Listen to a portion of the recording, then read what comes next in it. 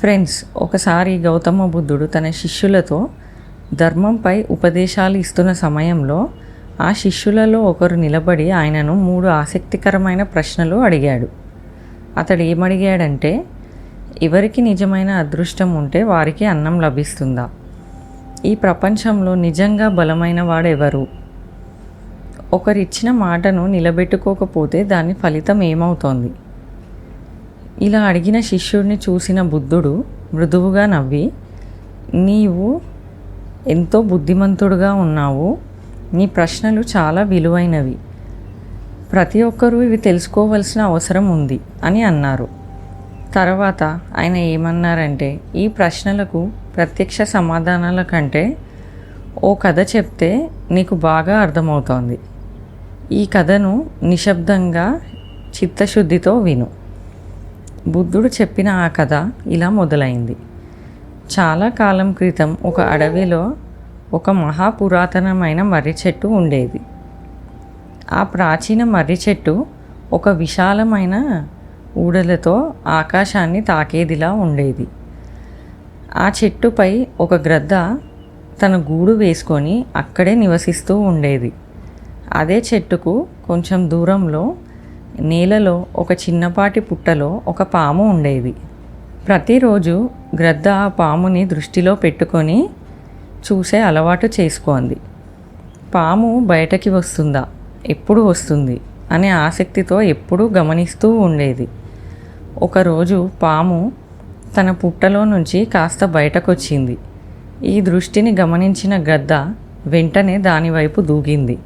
కానీ పాము పూర్తిగా బయటకు రాకపోవడం వల్ల గద్ద సమీపంలోకి వచ్చి మళ్ళీ వెనక్కి వెళ్ళిపోయింది. ఇంతలో పాము తన పుట్టలో నుంచి తలదూర్చి చూసింది. గద్ద ఎక్కడా కనిపించలేదు కదా అని చూసేందుకు ప్రయత్నించింది. కానీ అప్పటికే గ్రద్ద మళ్ళీ ఆచూకీ లేకుండా వచ్చేసి దానిపై దాడి చేయబోయింది. కానీ ఈసారి కూడా పాము అప్రమత్తంగా ఉంది. వెంటనే లోపలికి వెళ్ళిపోయింది. ప్రతిసారి పాము బయటకి రావాలని ప్రయత్నించిన గ్రద్ద దానిపై దాడి చేస్తూ దాన్ని పట్టుకోబోయే ప్రయత్నం చేస్తోంది.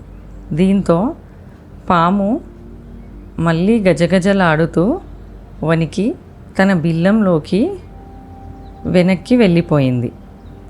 ఆ పక్క గ్రద్ద మాత్రం ఎంతో కాలంగా ఒకే ఆలోచనతో ఉంది. ఈ పాము ఎప్పుడు పూర్తిగా బయటకు వస్తుందా, ఎప్పుడు దానిని పట్టుకొని తినేద్దామా అనే తపనతో రోజులు గడిపేస్తుంది. ఇక పాముకైతే అది భయంతో ఒక అడుగు బయట పెట్టలేక రోజులు ఆ పుట్టలోనే గడిపేసింది. తనలో తానే ఒక ఆశతో ఇలా అనుకుంటుంది, ఒకవేళ మహారాజు విక్రమాదిత్య ఇక్కడికి వస్తే నా ఈ బాధలన్నీ ముగుస్తాయేమో, ఆయన నన్ను రక్షిస్తాడేమో. ఆ ఆశతో అటుగా వెళ్తున్న ప్రతి ఒక్కరిని ఆ పాము వేడుకుంటూ ఉంటుంది. దయచేసి విక్రమాదిత్య మహారాజుని ఇక్కడికి తీసుకురండి, ఆయనను ఒకసారి కలిస్తే జీవితాంతం ఆయనకు రుణపడి ఉంటాను అని మనసారా కోరుకుంది. కానీ రోజులు వారాలు గడిచిపోయినా ఆ విక్రమార్కుని చెవికి చేరదు. పాము ఆశతో ఎదురు చూస్తూనే ఉంటుంది. ఒకరోజు విక్రమాదిత్యుడు తన రాజ్యానికి చెందిన ఒక అడవి మార్గంలో ప్రయాణిస్తూ ఉంటాడు. అదే సమయంలో ఆ పాముకి దగ్గరగా ఎవరైనా వస్తున్నారని ఒక శబ్దం వినిపించింది. అప్రమత్తమైన పాము బయటకు రాకుండా తన పుట్ట లోపల నుంచే ఇలా ప్రార్థన చేసింది, ఎవరో మీరు ఎవరైనా కావచ్చు, ఒకవేళ మీకు సాధ్యమైతే దయచేసి మహారాజు విక్రమాదిత్య గారిని ఇక్కడికి తీసుకురండి. అతను ఆశ్చర్యంతో అడిగాడు, విక్రమాదిత్యుని ఎందుకు అడుగుతున్నావు? ఆయనతో నీకే పని ఉంది? అందుకు పాము బాధతో చెప్పింది, విక్రమాదిత్య గారు ప్రతి జీవికి సహాయం చేసే ధర్మవంతుడు. నాకు ఈ మధ్య ఎన్నో సమస్యలు వచ్చాయి. చాలా రోజులుగా ఈ పుట్టలోనే ఉండిపోతూ ఉన్నాను. ఎందుకంటే నేను బయటికి వచ్చానంటే ఈ చెట్టు పైన ఉండే గ్రద్ద వెంటనే నాపై దాడి చేస్తుంది. ప్రతిసారి బ్రతికిపోవడం కోసం మళ్ళీ లోపలికి పారిపోవలసి వస్తుంది. ఇంతకాలంగా నేను అన్నం కూడా తినలేదు. నన్ను ఆకలికి భయానికి మధ్య నేను నిట్టూర్పు విడిచే పరిస్థితిలో ఉన్నాను. అందుకే నేను ఒకటి కోరుకుంటున్నాను. విక్రమాదిత్య మహారాజును కలవాలని. ఆయన నన్ను కాపాడతారని నేను నమ్ముతున్నాను.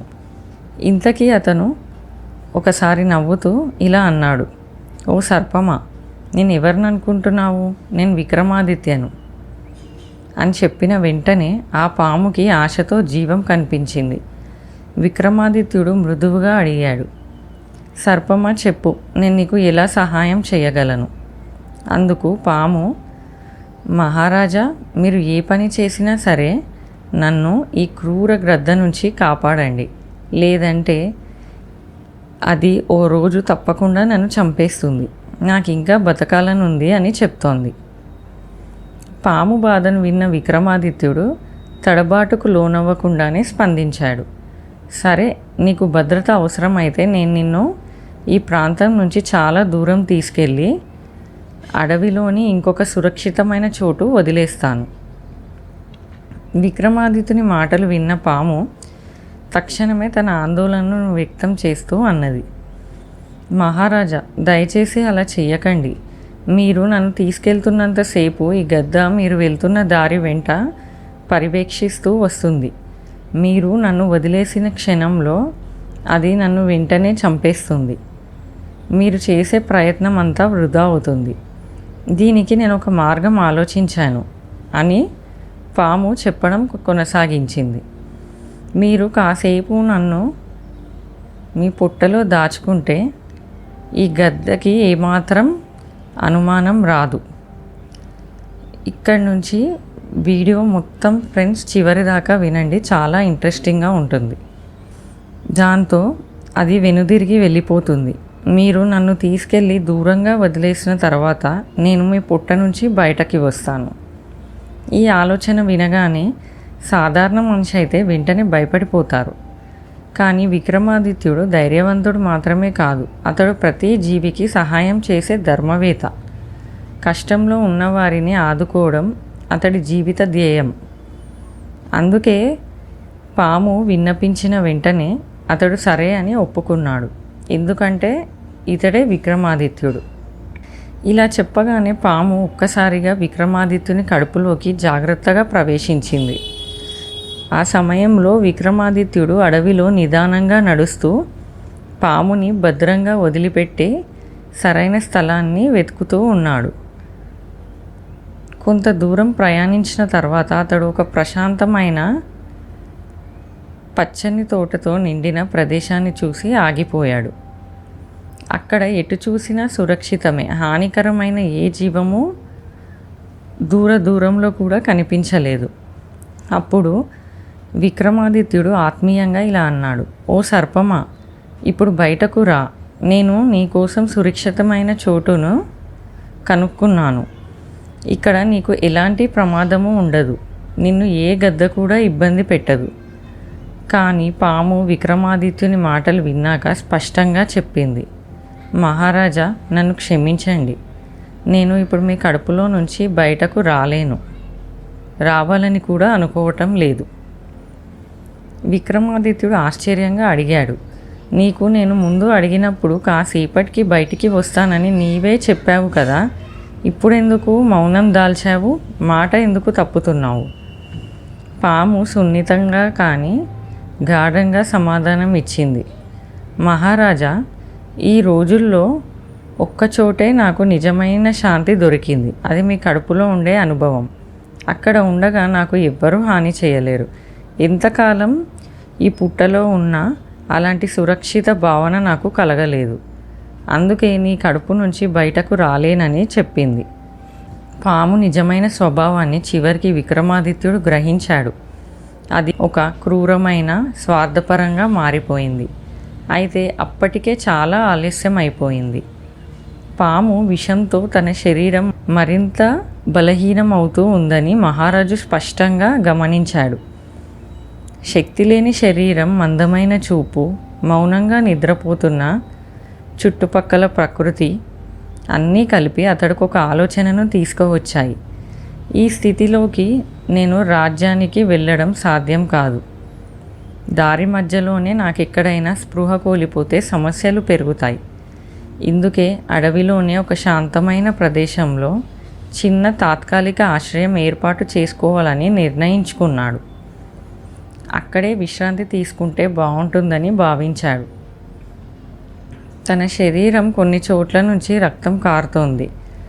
పాము విషప్రభావంతో చుట్టూ ఒక రకమైన భరించలేని దుర్వాసన వ్యాపించింది. ఆయన విక్రమాదిత్యుడు ధైర్యాన్ని కోల్పోకుండా అక్కడే ఒక ప్రక్కనున్న పెద్ద రాళ్ల మధ్య విశ్రాంతికి జాగ్రత్తగా స్థలాన్ని ఏర్పాటు చేసుకున్నాడు. పాతకాలంలో శ్రవస్తి అనే ఒక ప్రసిద్ధి రాజ్యం ఉండేది. ఆ రాజ్యానికి తామాజుడు అనే రాజు పాలకుడిగా ఉండేవాడు. బలమైన పాలన కలిగిన అతనికి ఒక పెద్ద లోపం ఉండేది. తన గురించి ఎవ్వరూ నేరుగా అసహించుకున్నట్టు చెబితే సహించడు. గర్వం, అహంకారం అతని స్వభావంలో పడి పెరిగిపోయిన వృక్షంలా మారిపోయింది. తామాజుని 3 కూతుళ్ళు ఒకరోజు సాయంత్రం వారందరూ సమీక్షగా కూర్చునే సమయంలో రాజు ఒక ప్రశ్న వేశారు. ఈ భూమిపై మీరు ప్రతిరోజు అన్నం తింటున్నారు కదా, అది ఎవరి అదృష్టం వల్ల? ఇదంతా వినగానే చిన్న కూతురు తల వంచి నిదానంగా చెప్పింది, నాన్నగారు, మేము మీ వల్లే తింటున్నాం, మీ గొప్పతనం వల్లే ఈ జీవితం. మధ్య కూతురు కూడా అదే మాట అనుసరించింది. కానీ పెద్ద కుమార్తె చిత్రరేఖ మాత్రం నిగూఢంగా నవ్వి ధైర్యంగా ఇలా చెప్పింది, నాన్న క్షమించండి, మేము మాకున్న అదృష్టం వల్లే భోజనం చేస్తున్నాం. ఎందుకంటే ప్రతి ఒక్కరికి తన అదృష్టం తన ప్రాప్తి. ఈ మాటలు విన్న తామాజుడికి గర్వంపై చెయ్యెత్తినట్లుగా అనిపించాయి. నా కూతురు నా గొప్పతనాన్ని తృణప్రాయం చేస్తున్నదా అని ఆయనలో కోపం బుసలాడింది. ఆ కోపంతో ఆమెను శిక్షించాలని తలిచాడు. ఆమెకు నిజమైన జీవితాన్ని, ఆకలిని, బాధను తెలియజేయాలని అనుకున్నాడు. చిత్రరేఖ మాటలు తన గర్వాన్ని గాయపరిచాయని భావించిన తామాజుడు వెంటనే కీలక నిర్ణయం తీసుకున్నాడు. వెంటనే తన రాజ్యంలోని 2 ప్రధాన బ్రాహ్మణులను పిలిపించి ఇలా చెప్పాడు, నా 3 కూతుళ్లకు పెళ్ళిళ్ళు చేయాలనుకుంటున్నాను. కానీ ఒకటి గుర్తించండి, చిన్న మరియు మధ్య కూతుళ్లకు శక్తివంతమైన, పరాక్రమవంతమైన రాజులను వరులుగా వెతకండి. కానీ పెద్ద కూతురైన చిత్రరేఖకు మాత్రం బలహీనమైన విలాస జీవితానికి అర్హత లేని ఒక సామాన్య రాజును వెతకండి. ఆజ్ఞ లభించగానే బ్రాహ్మణులు ఇద్దరూ వివాహ సంబంధాల కోసం రాజ్యమంతా తిరుగుతారు. చిన్న కూతురికి, మధ్య కూతురికి గొప్ప రాజకుటుంబాలలో సంబంధాలు వచ్చి చేరుతాయి. కానీ చిత్రరేఖకు వరుడు ఇంకా దొరకలేదు.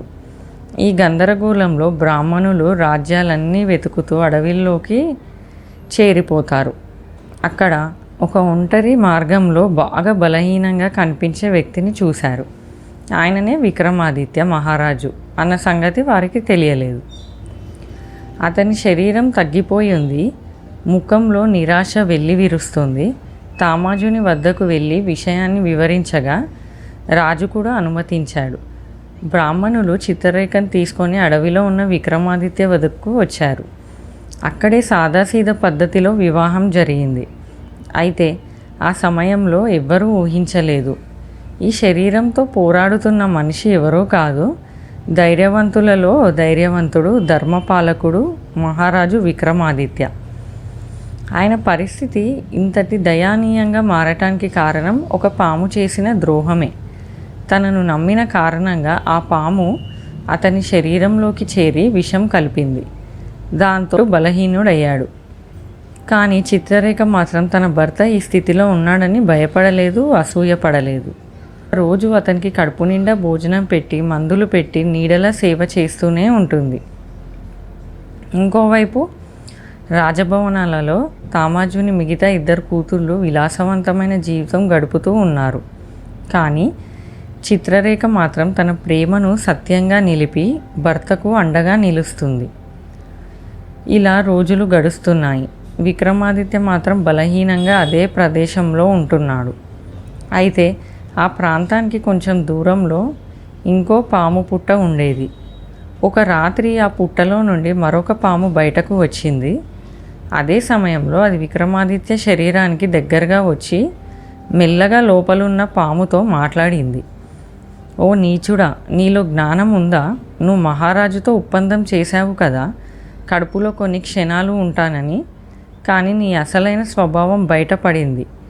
ఇన్ని రోజులుగా లోపలే దాక్కొని ఉండిపోయావు. దాంతో మహారాజు రోజురోజుకి బలహీనవంతుడవుతున్నాడు. నీ వల్ల ఎంత పెద్ద అన్యాయం జరిగిందో నీకు తెలుస్తుందా? ఆయనలాంటి ధర్మవంతుడు ప్రపంచానికి పెద్ద నైతిక బలం. అలాంటి వ్యక్తిని నీవు నీ లోపల బంధించుకున్నావు.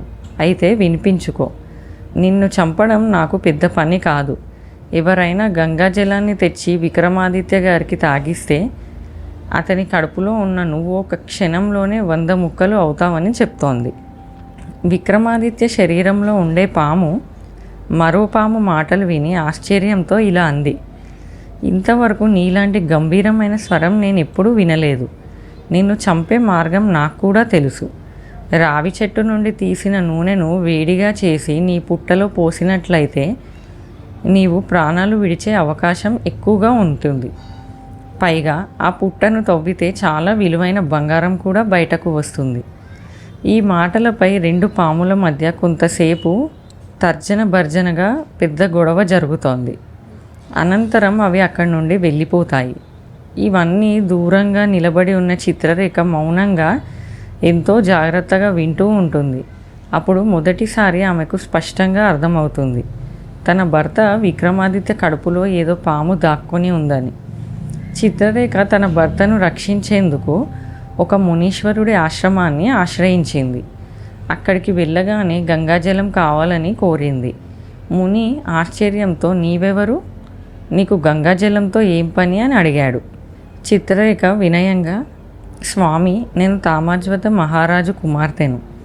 నా భర్త విక్రమాదిత్యుడు ప్రస్తుతం తీవ్రమైన బాధలో ఉన్నాడు. అతని కడుపులో ఒక పాము నివసిస్తుంది.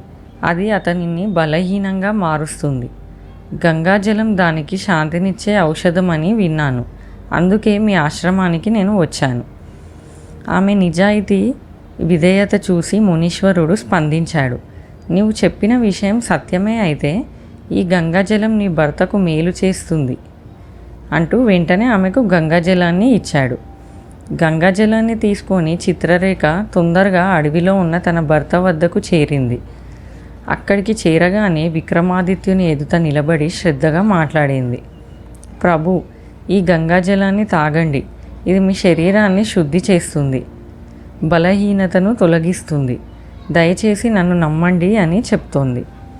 విక్రమాదిత్య చిత్రరేఖ మాటలు వినగానే ఆగకుండా గంగాజలాన్ని తాగుతాడు. కాసేపట్లోనే అతడు కడుపులో వాలిన పాము ప్రాణాలు కోల్పోతుంది. దీంతో అతనిపై ఉండే బలహీనత మాయమవుతోంది. శరీరం మళ్ళీ శక్తివంతంగా మారుతుంది. కొన్ని రోజులు గడిచిన తర్వాత ఒకసారి చిత్రరేఖ మృదువుగా అడుగుతోంది, ప్రభు, మీకు వీలుంటే నాకు రావి చెట్టు నూనె కొంచెం తెచ్చి పెడతారా? పెళ్ళైనప్పటి నుంచి ఆమె అన్నిటిలో ఎంతో జాగ్రత్తగా ఉంటూ ఇప్పటి వరకు ఏమీ అడగలేదు. ఇదే ఆమె మొట్టమొదటి కోరిక.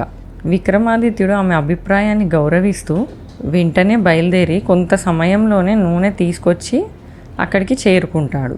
చిత్రరేఖ నూనెను బాగా వేడి చేసి తన నివాస స్థలానికి దగ్గరగా ఉన్న పాము పుట్టలో జాగ్రత్తగా పోస్తుంది. కొంతసేపటి తర్వాత చిత్రరేఖ మహారాజుని చూసి, ప్రభు, ఈ ప్రదేశాన్ని ఒకసారి తవ్వండి అని కోరింది. విక్రమాదిత్యుడు భూమి తవ్వగానే ఆ లోపల నుంచి విశేషమైన బంగారపు నిధి వెలుగులోకి వచ్చింది. ఈ అద్భుత దృశ్యాన్ని చూసిన చిత్రరేఖ ఆనందంతో ఇలా చెప్పింది, ప్రభు, నా తండ్రి నన్ను అవమానిస్తూ బలహీనంగా కనిపించే ఒక వ్యక్తితో పెళ్లి చేశాడు. కానీ నాకు దైవాధీనంగా మంచి భాగ్యమే కలిసింది. నేను మీ జీవిత భాగస్వామిగా రావడం వలన నిజంగా గర్వంగా ఉంది. మనం ఈ అడవిలోనే ఒక శాశ్వత నివాసాన్ని నిర్మించుకుందాము, ఒక గొప్ప కోటను స్థాపించుకుందాము అని చెబుతుంది. అప్పుడు విక్రమాదిత్య చిత్రరేఖను చూసి ఇలా అన్నాడు, నీవేమీ అర్థం చేసుకోవడం లేదు చిత్రరేఖ. మనం రాజకుటుంబానికి చెందిన వాళ్ళము.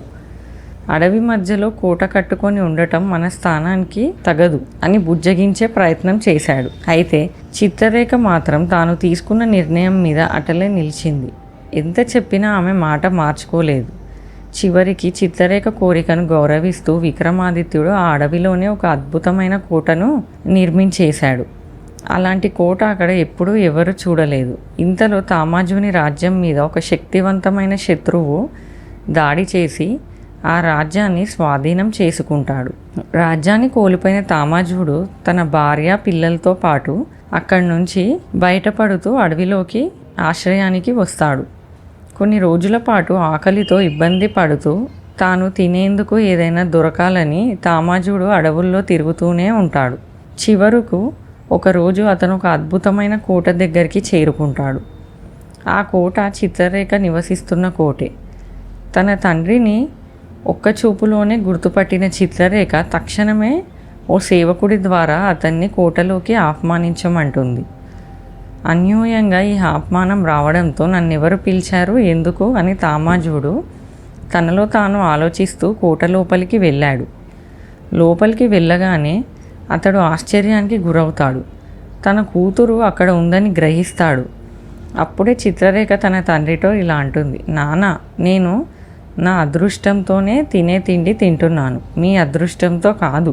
మీరు నన్ను బలహీనుడికి ఇచ్చారని అనుకున్నారు, కానీ నా జీవిత భాగస్వామి ఒక నిజమైన వీరుడు. మీరు చూసిన స్థితి కేవలం తాత్కాలికం. తన కూతురి మాటలు విన్న తామాజుడు తాను చేసిన పొరపాటును తెలుసుకుంటాడు. తక్షణమే తన కూతురికి క్షమాపణ చెబుతాడు. చిత్రరేఖ చిరునవ్వుతో తన తండ్రిని గౌరవంగా లోపలికి ఆహ్వానిస్తుంది. ఆ తర్వాత విక్రమాదిత్యుడు తన మామగారిని తాను నివసిస్తున్న రాజ్యంలోకి తీసుకెళ్ళాడు.